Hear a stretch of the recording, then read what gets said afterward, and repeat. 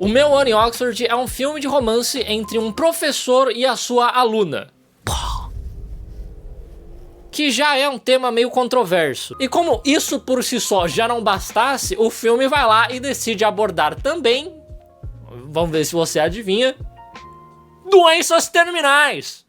É óbvio! E é óbvio também que ele aborda esses dois temas extremamente mal. Mesmo se você gostar de um romance de professor com aluna, mesmo se você gostar de doença terminal, ok, seria bem preocupante, eu não sei porque você iria gostar de qualquer uma dessas duas coisas. Mas mesmo se você gostasse, você ainda ia achar esse filme ruim. Porque aqui não temos apenas um roteiro muito mal escrito, também temos uma personagem principal muito mal escrita. Ela tem o carisma de um PowerPoint sobre rochas sedimentares feita por um professor de geografia de 75 anos. E boa parte da culpa disso daí é que a atuação da atriz principal é praticamente inexistente. O que é engraçado, porque ela e a mãe dela são as produtoras executivas do filme. Enfim, vamos logo analisar essa maluquice. Ana é uma moça que acabou de se formar na faculdade e ela já tem um emprego garantido para trabalhar numa empresa em Wall Street.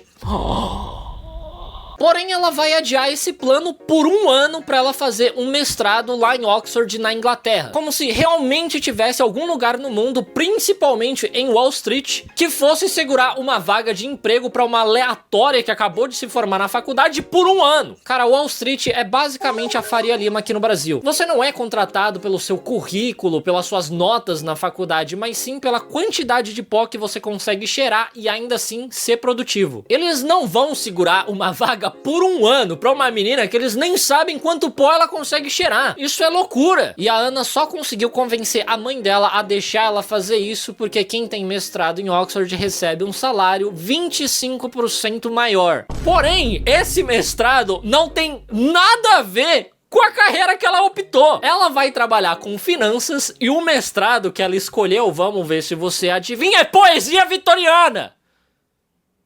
Desculpa, eu não deixei você adivinhar. Como que eles vão te pagar a mais por você saber poesia vitoriana? E novamente, que empresa é essa que vai segurar a vaga dela por um ano pra ela brincar de poesia vitoriana? Bom, assim que ela chega na cidade de Oxford, ela já se depara com o maravilhoso clima da Inglaterra. E não dá nem pra saber se ela tá curtindo ou não essa chuva, porque a cara dela mal mexe. E desde Descendentes, que é um filme de 2015 e a atriz tinha 21, 22 anos, ela não tinha muita expressão facial. Nesse filme aqui, pelo que eu prestei atenção, e eu só consegui prestar atenção nisso, ela mexeu a testa umas 3 vezes só. É um grande desperdício pra alguém que tem uma testa tão enorme. É o equivalente de você ter um pênis gigantesco e ser broxa. E disso daí eu entendo muito bem, porque, não querendo me gabar muito, mas eu também tenho uma enorme testa. Mas pelo menos eu mexo ela. E em homenagem a esse tipo de atuação minimalista, nesse vídeo eu vou tentar ter menos expressão facial possível, pra provar que o trabalho dessa atriz é gigantesco. É muito difícil não ter expressão. Daí no caminho pra uma lanchonete, uma Jaguar passa em alta velocidade do lado da Ana, molhando ela inteira, porque tinha uma poça d'água no chão. E ainda assim, ela não mexe a testa. Ela é tipo o emoji do filme Emoji, o filme no final do filme em que o emoji perde todas as suas expressões faciais. E lá dentro dessa lanchonete, ela acaba conhecendo o rapaz dono da Jaguar que molhou ela inteira. É um cara chamado Jamie que imediatamente se abaixa porque ele está se escondendo de uma moça que tá lá fora na rua. Porque ele é aquele personagem mulherengo que pega todas as mulheres, decepciona elas e depois tem que ficar se escondendo delas como se ele fosse um personagem da Hannah Montana. E como uma forma de vingança super engraçada, a Ana chama essa garota lá de fora pra dentro da lanchonete, dizendo que o Jamie tá lá dentro se escondendo dela. Pois é, de alguma forma esse roteiro sobre 2 adultos se comportando igual 2 adolescentes do Disney Channel vai tratar de doença terminal, tópico extremamente sensível. No dia seguinte começam as aulas e a Ana fica muito empolgada, ou não dá pra saber pela cara dela, em conhecer a professora Stein, que é o único motivo pelo qual ela escolheu estudar em Oxford. Então imagina a cara de decepção da Ana, e no caso você realmente vai ter que imaginar, porque ela não faz expressão nenhuma, em descobrir que a professora Stein não vai dar aula mais pra ela. Porque ela acabou virando a coordenadora do curso. E agora quem vai dar aula para ela é ninguém mais, ninguém menos que o Jamie, o cara que molhou ela com a Jaguar. Uau, isso foi completamente inesperado. Só tem uns 178 filmes em que a primeira interação do casal principal é o cara sendo babaca com outras mulheres e depois eles descobrem que eles vão ter que estudar juntos. Uau! Bom, o Jamie traz um bolo pra dividir com os alunos e a Ana só aceita por educação, porque na verdade ela não queria. E aí, essa desgraçada consegue fazer careta sem mexer a testa. Eu não sabia nem que isso era possível. Ela parece um NPC bugado do Skyrim. E é incrível que num filme cheio de britânicos, ela é a pessoa com menos expressão. Depois da aula, o professor chama a Ana de lado pra se desculpar pelo que ele fez no outro dia. E pra esclarecer que, na verdade, ele é uma pessoa bem madura. Dá pra ver isso pelo fato de que você tá dando em cima da aluna no primeiro dia de aula. E acho que ele faz isso exatamente porque a única expressão que ela tem é a de flerte. Se você não mexe a testa, não mexe a sobrancelha, muitas coisas que você fala parecem flerte mesmo. Tipo, isso daqui é nojo. Mas se você congelar a sua cara, vai ficar tipo...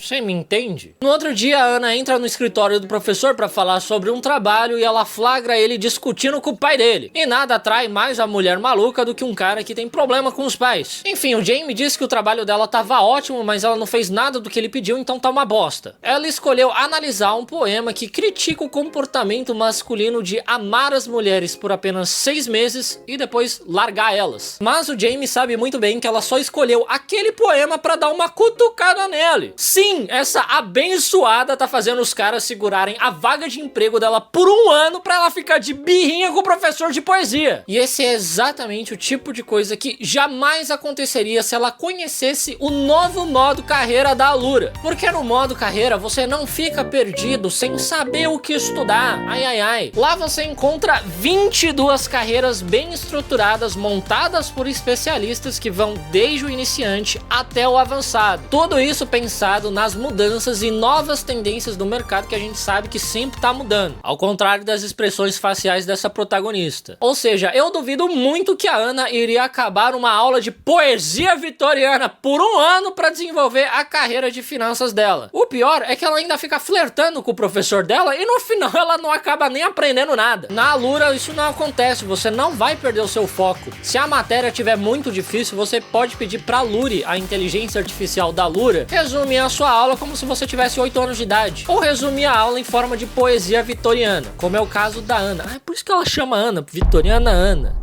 Obrigado, Momento Allura, por me fazer perceber isso. E para comemorar o lançamento do novo modo carreira, somente nesse mês das carreiras, você vai ter descontos de até 44% na sua matrícula. É um dos maiores descontos do ano, hein? Você tem que aproveitar isso daí. E só para lembrar que com apenas uma matrícula você tem acesso a todos os cursos da Allura, inclusive acesso a todas as 22 carreiras. Se você quiser ter 22 carreiras ao mesmo tempo também, quem sou eu pra julgar? Então confere o link aqui na descrição do vídeo, que através dele você garante esse desconto. Não deixa passar essa oportunidade, hein? É só esse mês. Agora voltando pro sofrimento, daí o Jamie pede pra Ana escolher outro poema pra ela analisar, um que ela realmente goste e não um pra lacrar o professor. E aí ela faz isso e é claro que ela sem querer acaba escolhendo um poema que o professor Jamie também adora. Ele sabe até de cor. Cara, eu acho que não existe algo mais de homem puta do que decorar poema pra pegar mulher. E o pior é que funciona. A Ana realmente tá caindo no papinho do professor. Ou não também, porque não dá pra saber pela expressão facial. À noite, a Ana sai com os amigos, porque sim, por incrível que pareça, ela tem amigos. E eles vão pra um bar onde um cara muito chato fica tentando flertar com ela. Só que ele faz isso da maneira mais esquisita possível e ele começa a xingar ela de cotista. Como se isso fosse um xingamento. Ai, amor, me xinga, vai.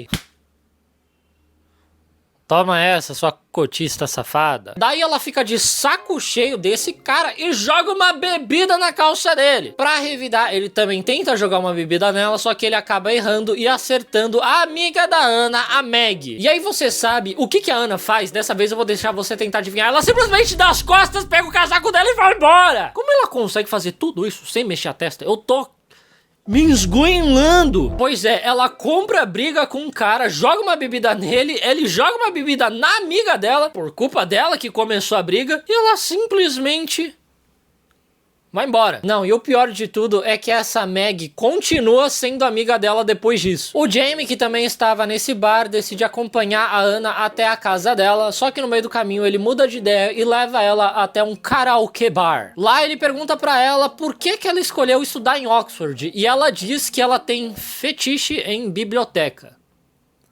E a cara que o Jamie faz diz tudo. Ok. Daí a Ana faz o Jamie cantar no karaokê, porque ele disse que ele já teve banda, só que ele canta incrivelmente mal. Ele canta tão mal que as pessoas do bar começam a ir embora de tão mal que ele tá cantando. Sendo que, novamente, é um bar karaokê. As pessoas estão alcoolizadas e estão tentando cantar, ninguém vai cantar bem. Depois disso, eles passam num food truck pra comer kebab e o Jamie deixa a Ana na casa dela. Na hora de se despedir, ela dá um beijo na boca dele, que ele não retribui muito.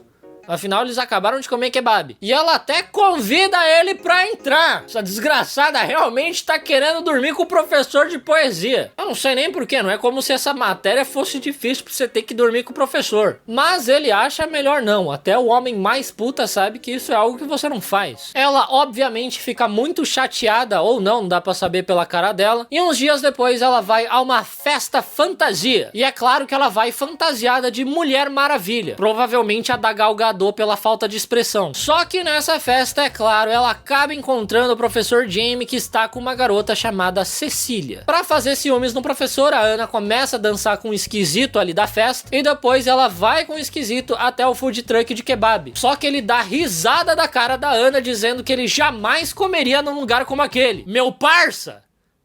Você é britânico! O seu almoço é uma sola de um Nike Air Max com salsicha e feijão. Acho que você não tem nem papilas degustativas, cara. No outro dia, depois da aula, o Jamie leva a Ana até uma biblioteca secreta da faculdade que só os funcionários podem entrar. E lá acaba rolando um clima entre os dois, porque pelo visto, realmente ela tem fetiche em biblioteca. Biblioteca entrou, a calcinha baixou. E aí eles ficam com tanto tesão que eles saem correndo da biblioteca, se beijam na chuva e não só isso, como eles também fazem amor no carro dele, que aliás não tem nem o vidro escurecido. Alguém ficou com a bundinha à mostra. E no final do ato, o Jamie esclarece que esse lance entre eles é apenas por pura diversão, nada sério. Cara, como que isso daí é diversão? Você tá pegando a sua aluna! Isso daí não é nem permitido em Oxford. Porque vamos lá, qual que é o problema disso daí? Primeiro que pode rolar favoritismo, e mesmo que não role isso, se os outros alunos descobrirem, eles vão pensar que está rolando favoritismo. E também o aluno pode acabar se sentindo obrigado a se manter naquele relacionamento com medo de que, caso ele termine, as notas dele sejam prejudicadas. E é exatamente por isso que a única relação saudável que você deve ter com seu professor é a de ódio, principalmente com o professor de biologia. Enfim, mas eles continuam esse relacionamento de diversão escondido de todo mundo, é claro, e depois de muitos meses o Jamie finalmente leva a Ana pra conhecer a casa dele. Sim, porque durante esse tempo todo eles ficam fazendo amor ou no apartamento dela